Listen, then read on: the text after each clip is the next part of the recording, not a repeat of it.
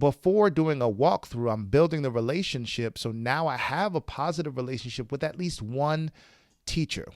That began to grow to 2 teachers, to 3 teachers. And now you might have a cohort of 3, 4, 5 teachers that you have built relational equity with, so that when you go into the classroom, they understand that you're being strategic about helping them and not trying to harm them.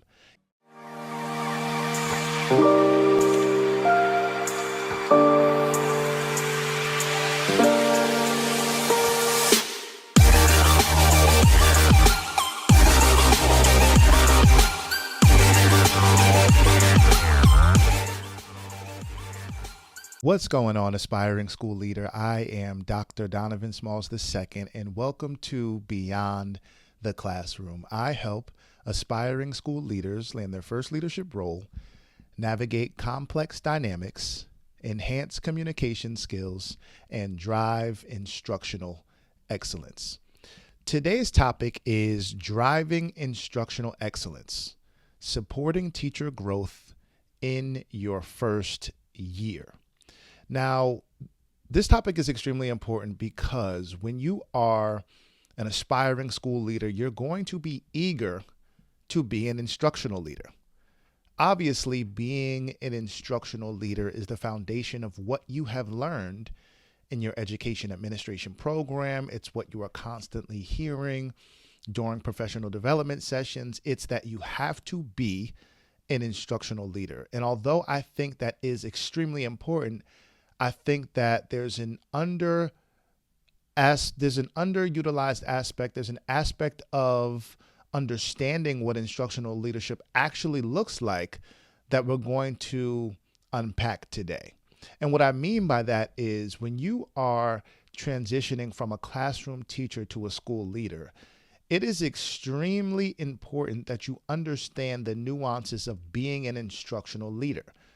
Yes, you are supposed to get into classrooms because that is the most effective way that you can actually improve teaching and learning and increase student achievement. It is. But I think it's a little bit more nuanced when people tell you to get into the classroom. Because when you are a new leader, it is important for you to actually focus on building relationships first. And so we'll kind of get into the details of the topic today, but I think it's important for you to understand that when you are an instructional leader, you have to be strategic in the way that you are carrying out that assignment, right? And so today I'm sharing 5 practical strategies to support teacher growth in your first year. So number 1, establish a cohort for walkthroughs. If you want to build a culture of growth, start with a core group of teachers you have begun building positive relationships and rapport with. So we know that positive relationships and building a rapport with other people allows you to create relational equity.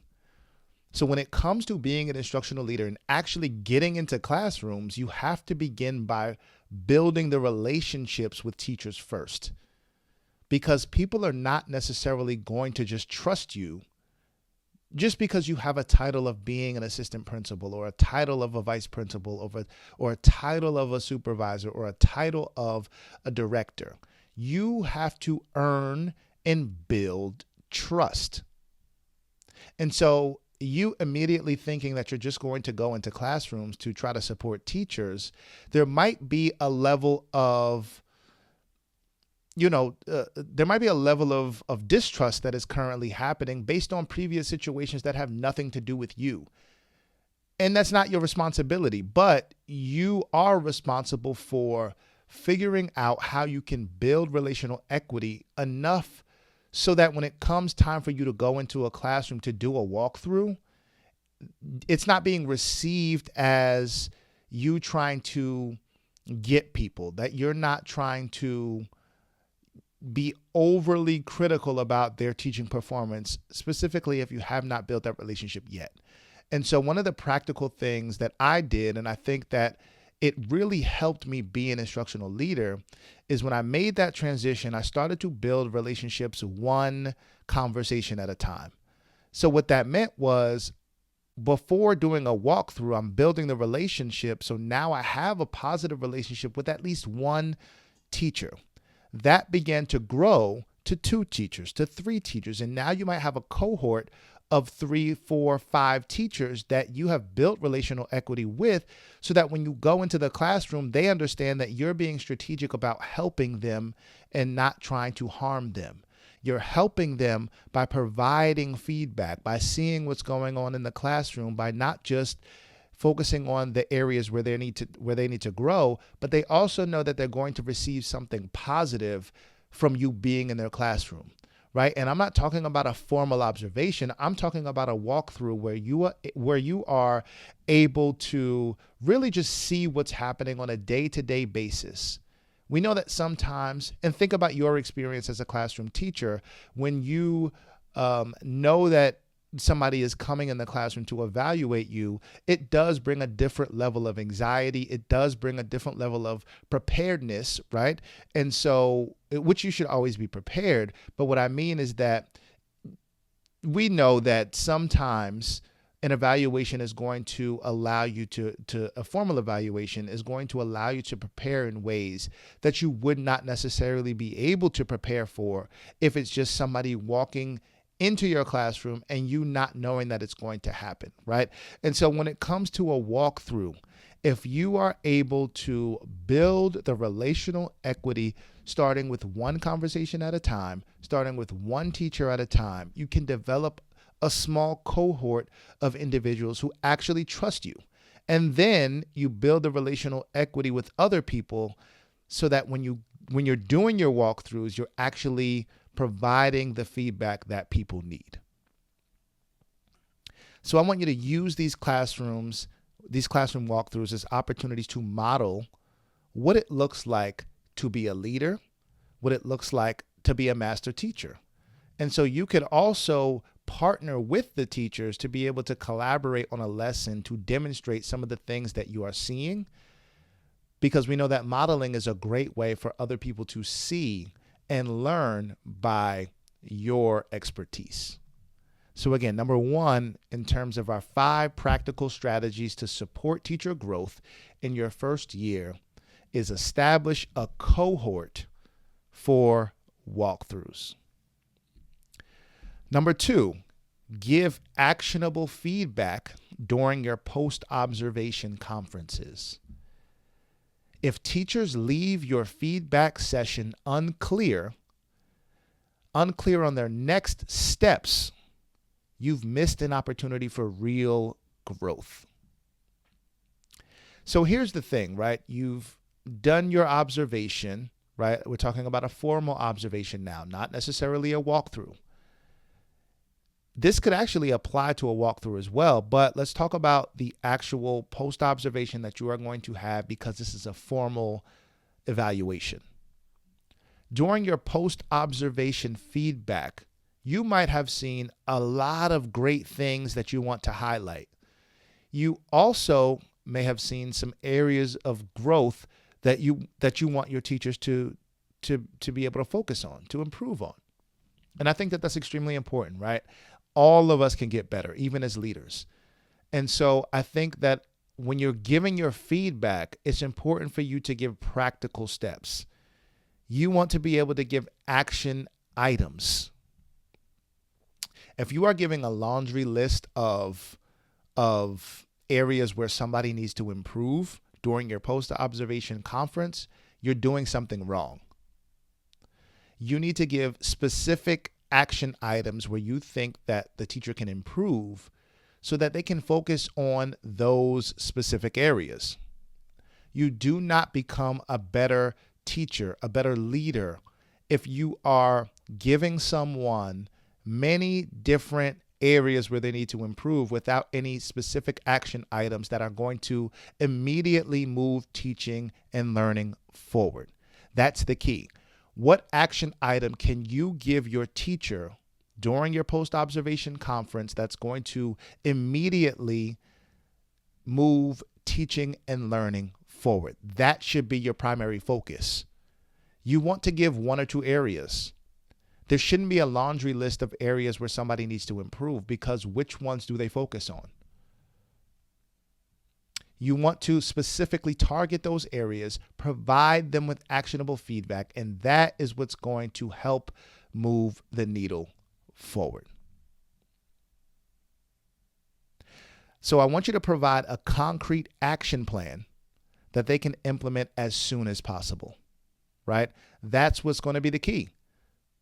Think about when you were a teacher, or if you are currently a teacher, think about that, right? Like, when you received your feedback, how did you know which one to focus on specifically, right? Unless you were given an action item, unless you were given specific action items coupled with some sort of follow through, right? The follow through is going to be extremely important as well, because it allows both of you to be accountable to what you talked about in that post-observation conference. And like I've mentioned in previous videos, right, in previous episodes, it's important for your post-observation conference to be a dialogue and not a monologue.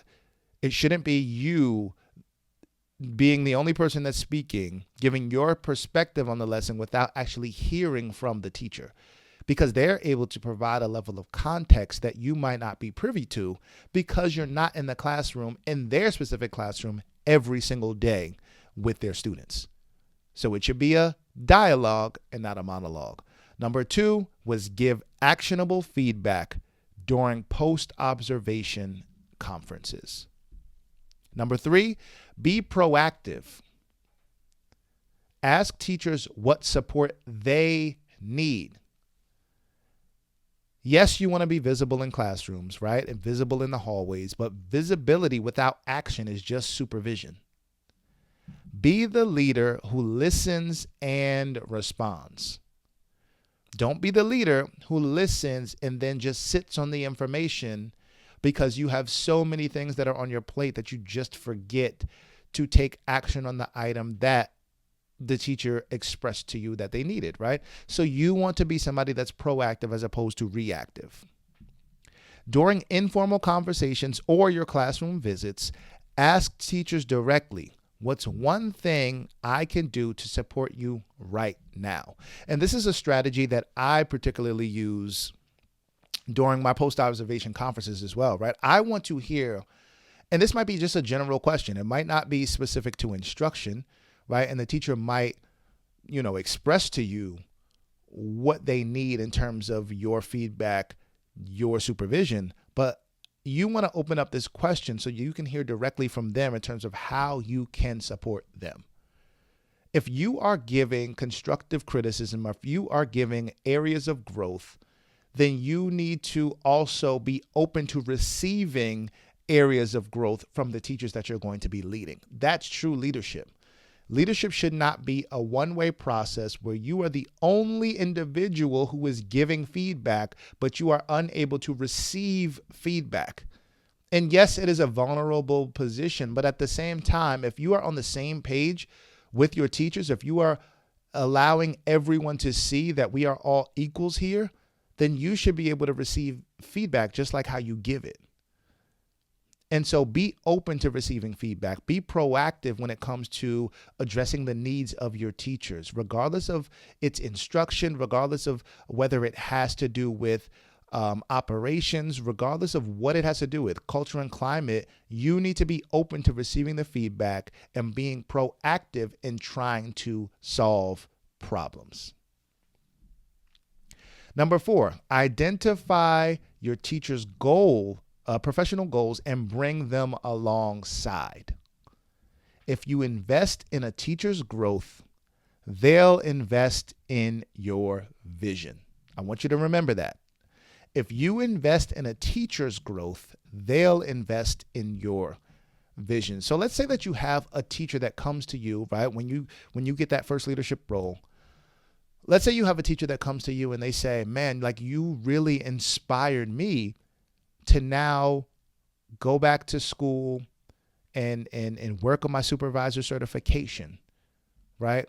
If they've expressed that to you, I want you to think about ways that you can bring them alongside any type of opportunities that you have or that you don't have, but may be great for them school-wide to get the experience that they need to move their career forward. If you are a leader, I'm a firm believer that you are a servant leader. You are somebody that should be focused on the needs of other people and trying to be proactive to figure out how you can help meet those needs. So if a teacher expresses to you, this is what they want to do in their career in terms of career advancement, I want you to think about being an excellent mentor, because that's also a part of the job of being a school leader, and how you can figure out ways to bring them alongside your journey, provide them with opportunities to expand and become better. We also know, right, that job satisfaction has a lot to do with people being able to advance in their career. And that might not necessarily have to do with teaching and learning specifically, but when you invest in other people, they'll also invest in you. So are there PLC opportunities where your teacher who expressed that they want to be a supervisor can actually lead? Are there professional development opportunities that you can help provide them? Can you help them build out their professional development session and then pitch it to your building leader, your district leader, so that they can get the experience that they need? And then it's also helping you to become a better mentor. I want you to think about ways that you can help bring people alongside your journey so that they can advance their career as well. What is the need of your teacher, regardless of what it is, and how can you help meet that need? That is a primary question I want you to consider. And then lastly, I want you to think about recognizing and celebrating wins that align with the school's culture. The best way to reinforce great teaching is to celebrate it. When I'm talking about celebrating wins or celebrating great teaching, celebrating teaching that has led to increased student achievement, it doesn't necessarily have to be school-wide. It could be you just acknowledging, like verbalizing to the teacher that they're doing a great job, that this particular lesson tied to this strategy produced this result, and that's what we want to see. What I've noticed is that the more that you are encouraging and celebrating positive things that align with the school culture, the more that you're actually going to see those actions carried out. But the more that you are trying to reprimand or to try to give constructive criticism, which I think is important, I think that there's a time and place for that. But I've found that positive reinforcement and positive feedback is a greater motivator than constructive criticism, right? So I want you to consider, right, really celebrating wins, whether that's writing something positive on a sticky note for your teacher so that they can be reminded that they are appreciated. Because sometimes we don't express that we appreciate our teachers enough. And if you can do that, that goes back to our first point. You are building positive relationships and rapport with your teachers that are going to create a culture and climate that is extremely positive, that is extremely collegial, that we can all work together for the common good of our students. So as we begin to close today we went over 5 practical strategies to support teacher growth in your first year. Number 1 was establish a cohort for walkthroughs. Number 2, give actionable feedback during your post-observation conferences. Number 3, be proactive. Ask teachers what support they need. Number 4, identify teachers' professional goals and bring them alongside. And 5, recognize and celebrate wins that align with the school's culture. I hope that you enjoyed this episode of Beyond the Classroom. If it did, please share it with somebody else. As always, I hope you have a great week of teaching, leading, and learning. Take care.